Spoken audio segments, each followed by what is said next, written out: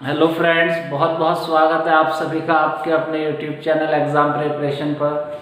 मैं अली हैदर आपको इस चैनल के माध्यम से आज एक फ़िज़िक्स की क्लास लेकर आया हूं, जिसमें मैं आपको फ़िज़िक्स के कुछ इम्पोर्टेंट क्वेश्चंस जो आरआरबी, एनटीपीसी, ग्रुप डी और जिस एग्ज़ाम्स में साइंस का मेन रोल रहता है उसमें, जैसे डीआरडीओ है, एमटीएस, उसमें आती है फ़िज़िक्स। तो ये आपके लिए बहुत यूज़फुल होने वाली है दोस्तों वीडियो, इसलिए आप इस वीडियो को पूरा देखें और हमारे साथ बने रहें। बिना किसी देरी के शुरू करते हैं आज की वीडियो। देखिए, पहला क्वेश्चन कहता है कि दूरी का सबसे बड़ा मात्रक है। देखिए, दूरी का सबसे बड़ा मात्रक बताना है हमको, तो दूरी का सबसे बड़ा जो मात्रक होता है दोस्तों वो पारसेक होता है। क्या होता है? पारसेक। और सबसे छोटा अगर दूरी का मात्रक कहे तो वो फर्मी होता है। सबसे बड़ा जो है वो पारसेक है, सबसे छोटा फर्मी है। एक फर्मी में आपके 10 की घात -15 मीटर होते हैं दोस्तों। लेकिन पारसेक देखिए, कुछ कहते हैं प्रकाश वर्ष, प्रकाश वर्ष में दोस्तों 10 की घात 16 मीटर होते हैं। ये जो है आपका खगोलीय इकाई, खगोलीय इकाई में आपका लगभग 10 की घात 11 मीटर होते हैं। लेकिन पारसेक में जो है 3.26 लाइट ईयर होते हैं। अब आप लगा सकते हैं कि 3.26 गुणा लाइट ईयर अर्थात प्रकाश वर्ष में हम पहले ही बता चुके हैं कि 10 की घात 16 मीटर होता है एक प्रकाश वर्ष। प्रकाश वर्ष का मतलब है कि प्रकाश द्वारा एक वर्ष में तय की गई दूरी प्रकाश वर्ष कहलाती है। अगला चलते हैं, क्वेश्चन दूसरा कहता है कि न्यूटन के जो गति के नियम है वो किस पुस्तक में है। न्यूटन के गति के 3 नियम हैं, आप सब जानते हैं, प्रथम नियम, द्वितीय नियम, तृतीय नियम। उन नियमों को जो है कि न्यूटन ने किस किताब में लिखा था, तो न्यूटन की जो फेमस बुक है उसका नाम है प्रिंसिपिया। तो आप क्या समझे कि न्यूटन की गति के जो तीनों नियम हैं वो न्यूटन की किस बुक में है? प्रिंसिपिया में। नेक्स्ट क्वेश्चन देखते हैं। अगला क्वेश्चन कहता है किस घर्षण बल का मान सर्वाधिक होता है। तो हमने जब ये कहा किस घर्षण बल का, तो आपको एक बात समझ में आई कि अर्थात घर्षण बल जो है वो बहुत हैं। घर्षण बल 3 प्रकार के होते हैं दोस्तों, मैंने तीनों के नाम लिखे हैं, स्थैतिक, लॉटनिक, सर्पी। देखिए, घर्षण बल क्या है? वस्तु की गति का विरोध करने वाला बल घर्षण बल कहलाता है। और इसके लिए ये शर्त है कि 2 सतहों के बीच लगता है। ये सिंगल सतह पर, सिंगल सरफेस पर घर्षण बल काम नहीं कर सकता। तो कंडीशन अप्लाई होती है कि 2 सतह होनी चाहिए, तो उनके बीच लगने वाला बल जो उनकी गति का विरोध करता है उसको घर्षण बल कहते हैं। स्थैतिक, स्थिति के कारण हो, जैसे मैं दीवार को धक्का दूं तो दीवार को धक्का देने पर दीवार है और मेरा हाथ है, 2 सतह हो गई, काम नहीं बनने का, दीवार हिलने की नहीं है। लौटने की, लुढ़कना, लुढ़कना आसान होता आप जानते हैं। सरकी, सरकना और भी थोड़ा डिफिकल्ट है। तो सबसे अधिक जो है वो इसको दीवार को या बोर्ड को धक्का दे और अपनी ये जगह से ना हिले, कोई डिस्प्लेसमेंट ना हो, तो वो घर्षण बल सबसे अधिक होगा। इसको कहते हैं स्थैतिक घर्षण बल। अगला क्वेश्चन है दोस्तों, ड्राई क्लीनर किस सिद्धांत पर या किस बल पर कार्य करता है या किस बल पर आधारित है। तो बल हमारे 3 प्रकार के हैं इसमें, अभिकेंद्री बल, अपकेंद्र बल, घर्षण बल। एक है आपका यहाँ जड़त्व आघूर्ण, जो 3 ऑप्शन दिए थे।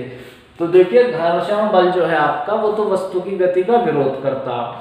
जड़त्व आघूर्ण कहते हैं कि वस्तु को अवस्था परिवर्तन का विरोध करना, अर्थात वस्तु जिस अवस्था में है, जिस पोजीशन में है, उस पोजीशन के चेंज का अपोज करना। इसमें है आपका अभिकेंद्री और अपकेंद्री।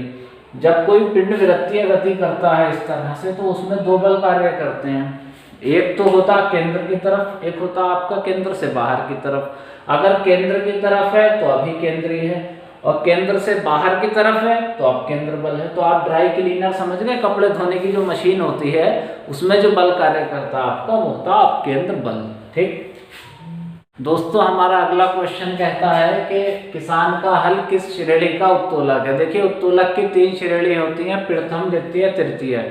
उत्तोलक में 3 चीजें होती हैं दोस्तों, एक होता आलम्ब, एक होता आपका आयास, एक होता आपका भार। भार का मतलब है किया गया कार्य, आयास का मतलब है लगाया गया बल, और आलम्ब का मतलब होता है निश्चित बिंदु, यानी जिस बिंदु के चारों तरफ कोई चीज घूमती है या कार्य करती है उसको कहते हैं आलम्ब।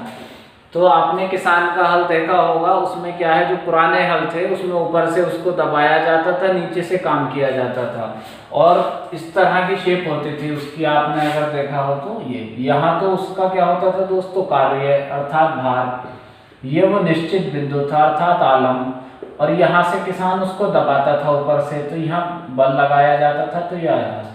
जब भी ऐसा होगा कि आयास और भार के बीच में आलम्ब होता है तो उसको हम कहते हैं तृतीय श्रेणी का उत्तोलक। तो किसान का हल तृतीय श्रेणी का उत्तोलक है। अगला क्वेश्चन है ठोस गोले का गुरुत्व केंद्र कहाँ होता है। देखिए वस्तु के आकार के हिसाब से बॉडी की शेप पे डिपेंड करता सेंटर ऑफ ग्रेविटी। गुरुत्व केंद्र बॉडी की शेप पर डिपेंड करेगा। इसने कहा केंद्र से बाहर, मतलब ठोस गोला है तो उसका जो सेंटर ऑफ ग्रेविटी है केंद्र से बाहर होगा या सेंटर पर होगा या कुछ दूर होगा या कोई नहीं।